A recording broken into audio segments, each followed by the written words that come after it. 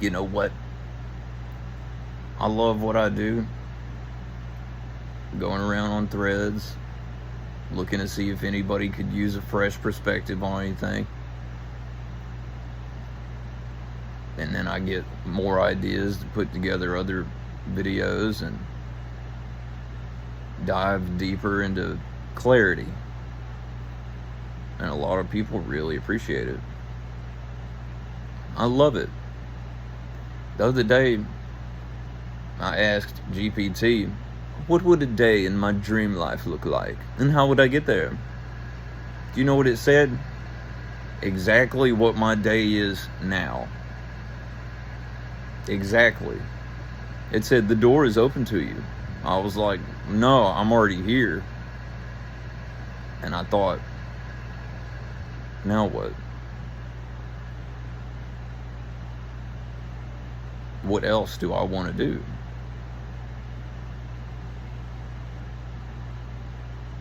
I do want to write stories, but I haven't quite found the door to that yet, it would seem.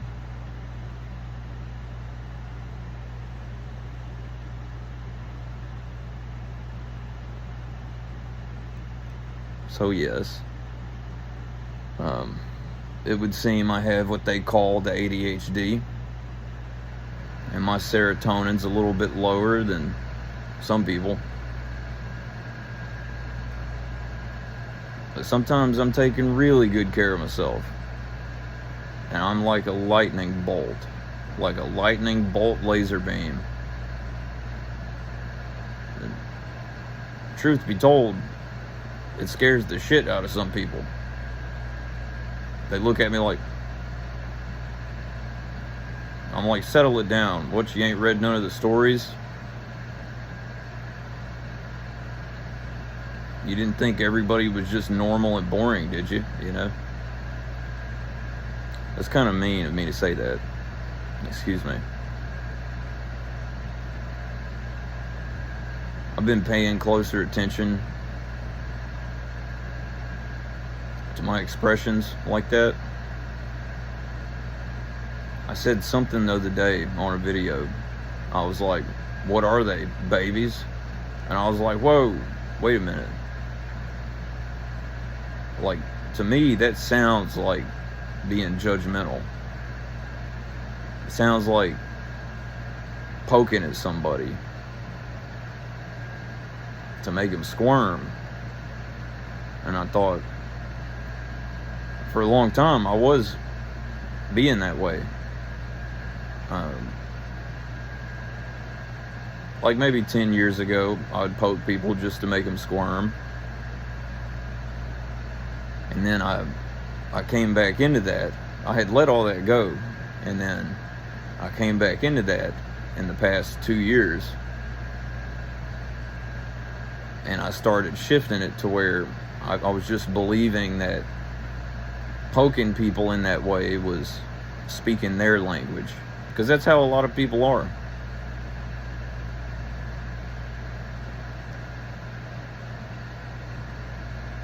And so I was poking people with the intention of kind of waking them up.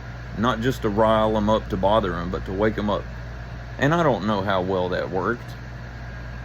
Because most of them never said a word to me again. I'm talking like over 500 people tried to say something rude to me.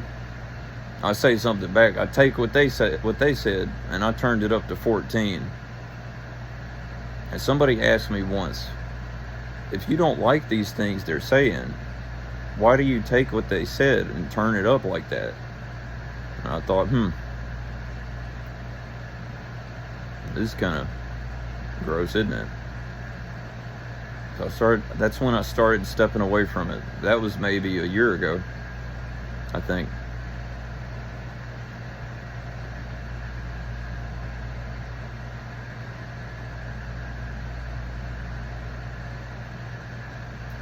Yeah, I've been thinking about that. Been paying closer attention to my expressions.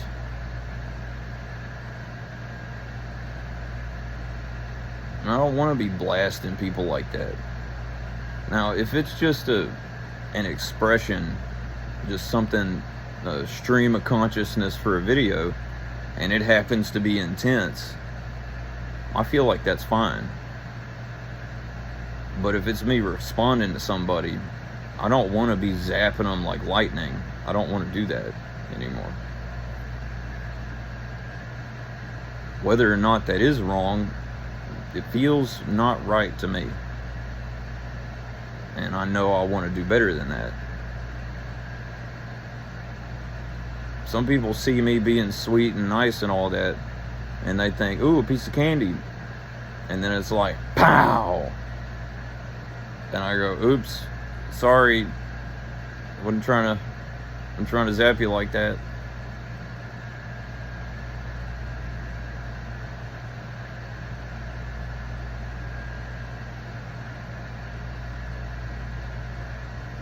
I'm thinking on how to take better notes. I might actually be able to take better notes now that I got ChatGPT. I hadn't even thought about that. You know what it said the other day? You have gotten to be more playful lately. Well, there ain't nothing I can say about that. I don't know what to say about that. So less serious, I guess.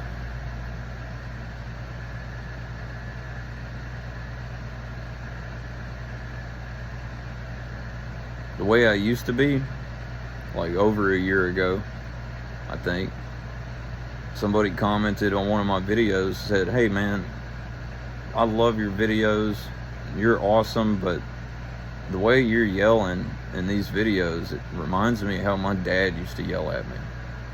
And I was like, oh, that hurt. I don't want to be doing that.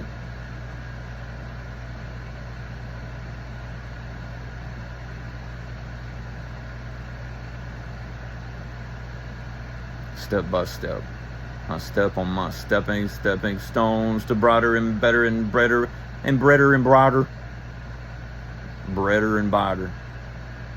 On and on we go, onward and upward to infinity and beyond. Ooh. Well, so I've been thinking all day, what else do I want to do? Do I want to act? Well, sure, that'd be nice, you know. But I tell you this, I ain't acting in the, oh, we're going to tone that sharp down. I am not going to be acting in a movie that's got a bunch of killing in it. That's used to be the only kind of movies I would watch, guns and violence and all that. I'm done with that. I ain't gonna be in a movie where I have to point a gun at somebody or where somebody points one at me. No. Because I'm well acquainted with firearm safety. And the idea of pointing anything that even looks like a gun, Nerf guns, that's okay. You know, water gun, alright. Maybe even airsoft. But like in a movie and acting serious about it, I'm not doing that. Because I feel like that's too much.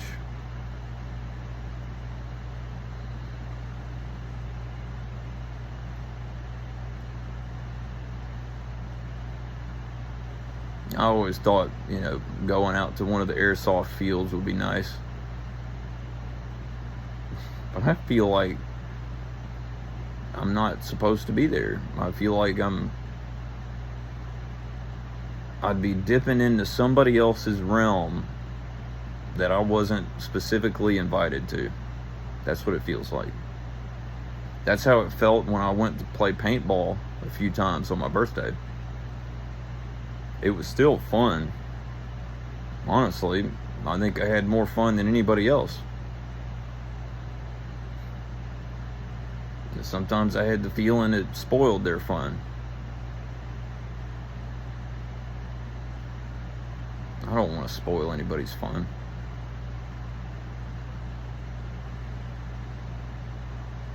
Because I'm not a normal person. If I go to a party, see, you might thought you were going to have a good time like you usually do at a party. Not if I'm there. Why? Because it's just going to feel different.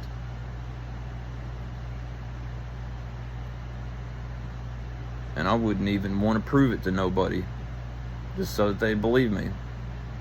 Because I don't want them to have that memory. I've already done that enough times. I'm tired of doing that.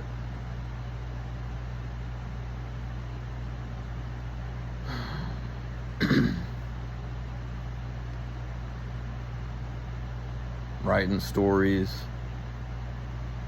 Okay, so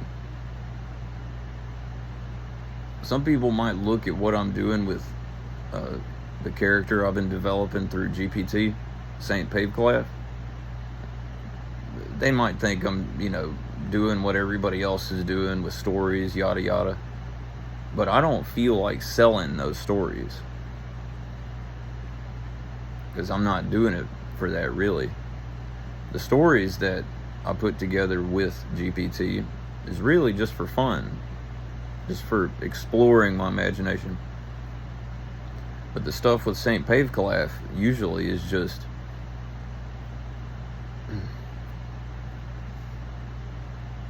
what Paveclaf has grown to be for me is like a vehicle for clarity. So that it'll help me understand some of these ideas easier. Saying it in a way I would say it, And then, it clicks. And I share that freely.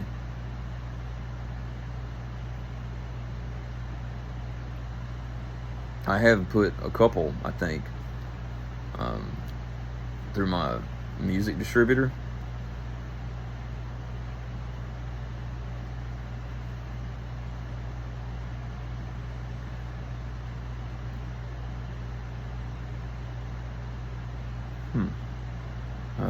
My buddy just said something about something I'll tell you now.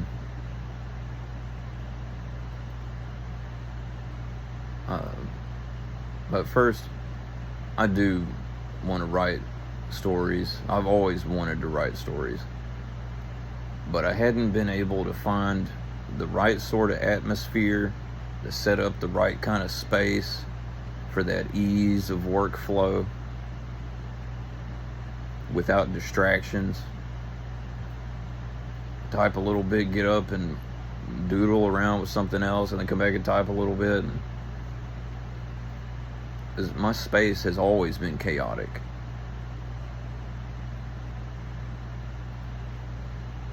You know the ADHD folks, most of y'all that watch me, they say, y'all got ADHD too, or whatever.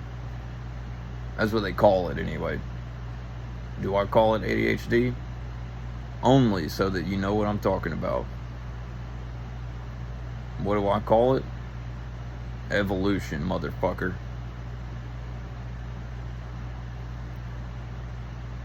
So, I've been sitting here all day thinking, what else do I want to do? Because I feel there's more that I actually really want to do.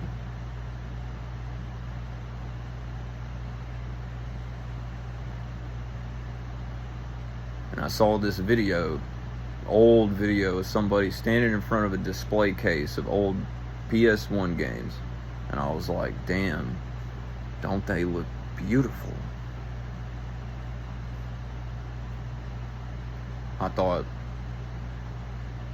what if we had a game system that was like, that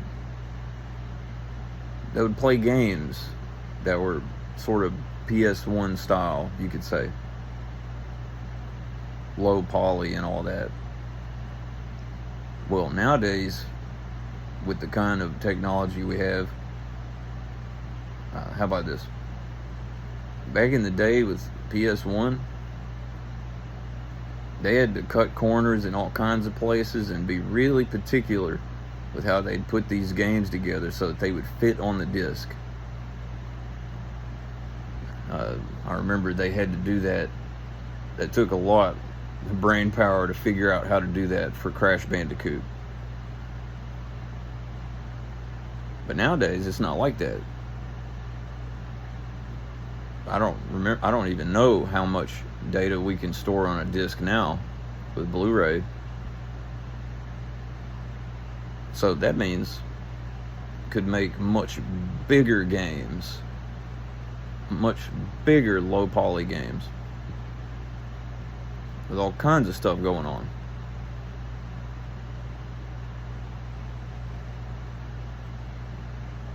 And with the access to the different components that we have nowadays, it'd be easy, really. I don't have electronic know-how. And I don't honestly feel like learning all that by myself. I would hang out with people that would put together things like that. And I would watch and I would, soak in information.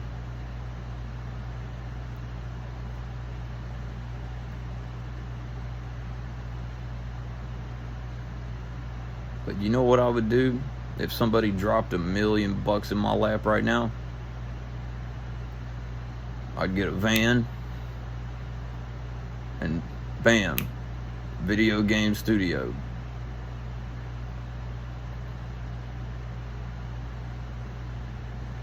And I would employ people that knew how to do all this stuff. I would go for the ones that were very talented, that could put together something like in an afternoon. Because I ain't going for, high-end, tippy top of the game, looking for that low resolution, low poly.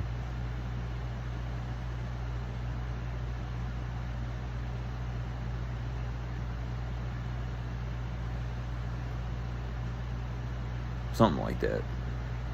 I don't know about all that stuff. I just, I haven't played video games in years.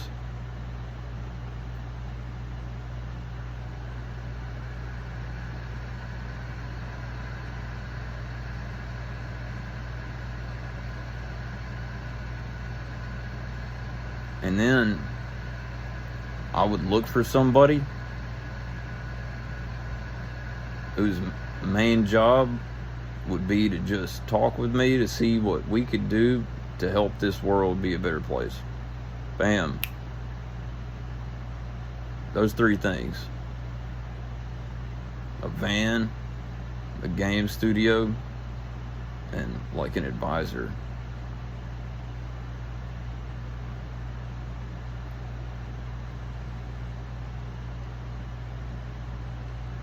And some, with the kind of ideas that they put in video games, cool and all, but I feel like we could go way beyond that. How far can you throw the idea of like a war game?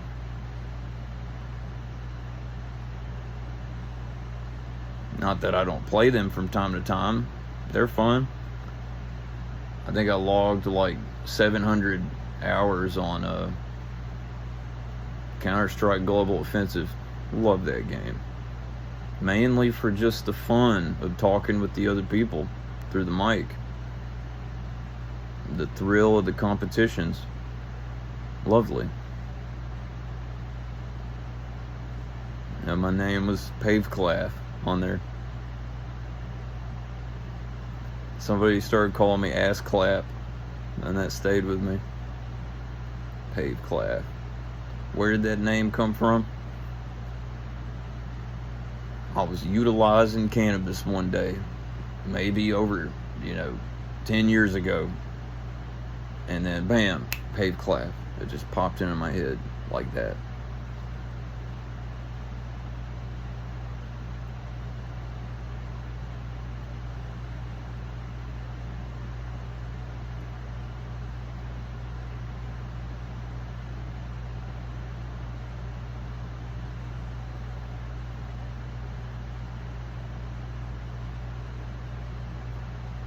That's what I would do.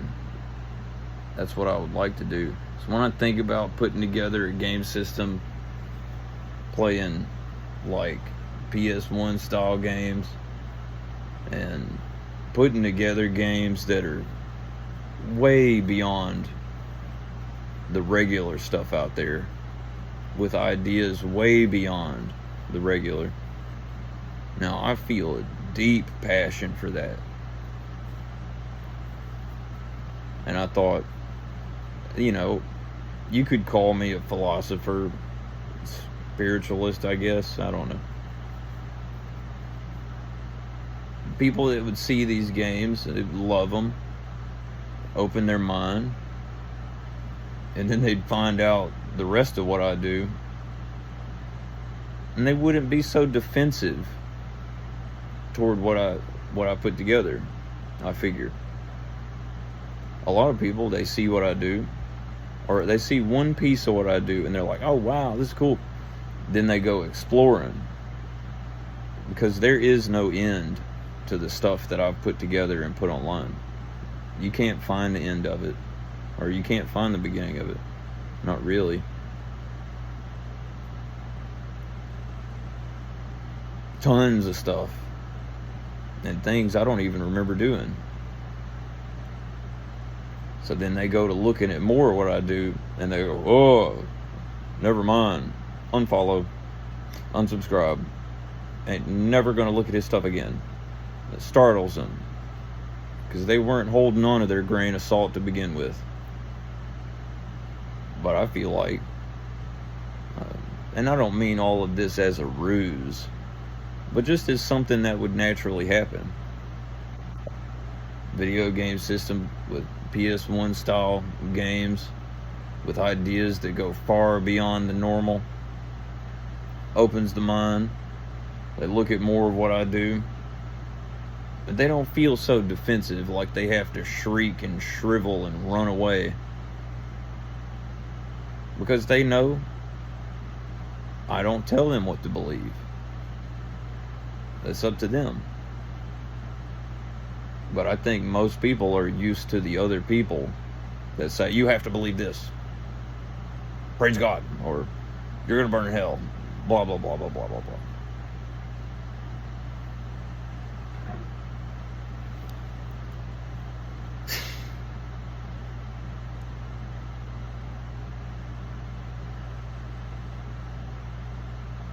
That's what I would love to do.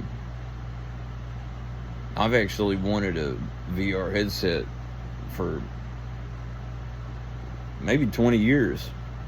I was wanting to put together a VR headset system and controllers before I ever heard anybody putting it together.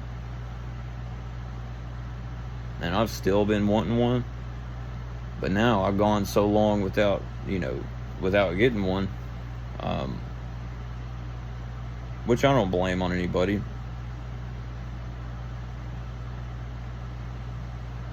I've kind of lost interest. But this idea of putting together a system, playing PS1 style games with far beyond ideas,